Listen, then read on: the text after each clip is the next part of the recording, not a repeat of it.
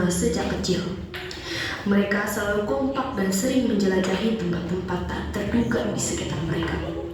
Suatu hari, saat sedang membantu Andin membersihkan loteng rumahnya, mereka menemukan sebuah buku harian tua milik seorang perempuan yang tinggal di rumah Andin bertahun-tahun lalu.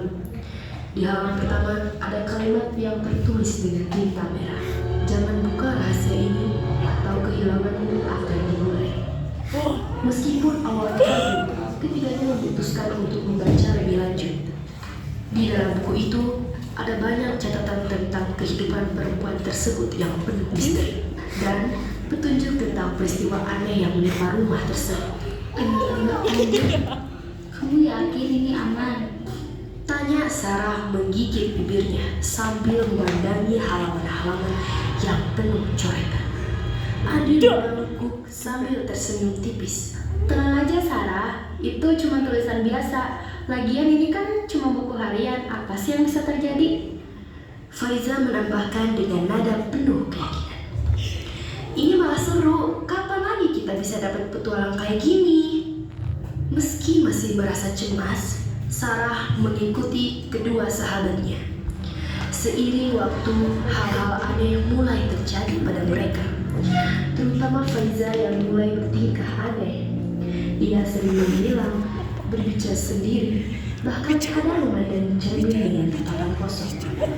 Suatu hari, Sarah dan Andin mendapati Faiza sedang duduk sendirian di sudut ruangan gelap, berbicara pada sesuatu yang tak terlihat. "Faiza, kamu kenapa?" seru Andin mencoba mendekatinya. Faiza menoleh perlahan, ekspresi mata kosong. "Kamu gak akan ngerti, Andin. Aku tahu semuanya sekarang." Sarah yang ketakutan menarik Andin menjauh. Dia seperti PJ yang kita kenal. Ada yang salah. Mereka mulai khawatir bahwa buku harian itu telah mempengaruhi Faiza secara misterius. Ketakutan Sarah semakin menjadi, tetapi Andin berusaha tetap rasional dan ingin membuka kebenaran yang ada di dalam bukunya. Sarah dan Andin memutuskan untuk berkonfrontasi dengan Faiza. Mereka bertemu dengannya di kamar Andin, tempat buku harian itu disimpan. Andin, kenapa bawa kita ke sini? Protes Sarah dengan nada bergetar. Kita harus selesaikan ini, Sarah. Aku gak mau kehilangan Faiza. Jawab Andin dengan tegas. Saat mereka berdua menunggu, Faiza tiba-tiba muncul dengan tatapan kosong. "Kenapa kalian memanggilku?"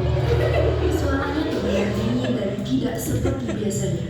Faiza, ini semua gara-gara buku harian itu. Kamu harus berhenti. Andin mencoba membujuknya. Faiza tersenyum tipis, tapi senyum itu tidak ramah. "Kalian yang seharusnya berhenti. Aku tahu kalian menyembunyikan sesuatu dariku. Sesuatu yang penting." Sarah dengan air matanya hampir tumpah memohon. Faiza, kita sahabat. Kita gak sembunyiin apa-apa darimu. Please, balik lagi jadi diri kamu yang dulu. Namun, tiba-tiba Faiza terjatuh dan pingsan. Andin dan Sarah panik mencoba membangunkannya. Setelah beberapa saat, Faiza akhirnya sadar dengan napas masih tersengal. Ia berkata, Aku merasa ada yang mengendalikan pikiranku. Itu seperti suara yang terus menyuruhku melakukan hal-hal aneh." Andin dan Sarah saling berpandangan, sepakat bahwa buku harian itu harus dihancurkan.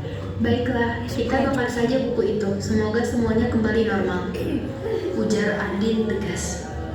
Setelah buku harian ini dibakar, hal-hal aneh berhenti terjadi.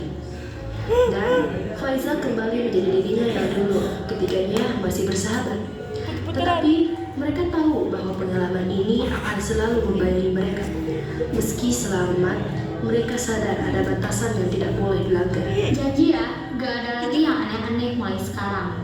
Ujar Sarah dengan nada bercanda, mencoba mencairkan suasana. Andin tersenyum. Janji. Faiza menatap mereka berdua, lalu mengangguk sambil tersenyum kecil. "Janji, tapi kalian tahu nggak? Ini bakal jadi rahasia terakhir kita." Rahasia apa?